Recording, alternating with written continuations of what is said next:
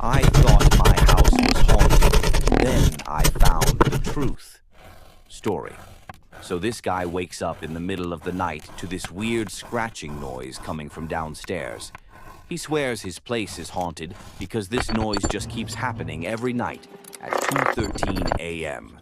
At first, he thought it was the wind. Then he checked all the windows. Locked. No animals in the attic. Nothing made sense. But one night, he decides to set up his phone to record the sound. When he checks the footage the next day, he sees something strange. Not ghosts, but something even weirder. It turns out it wasn't paranormal at all.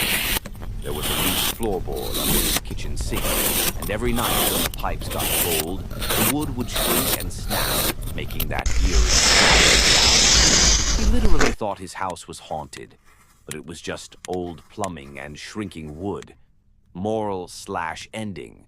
Sometimes the scariest things have the most ordinary explanations.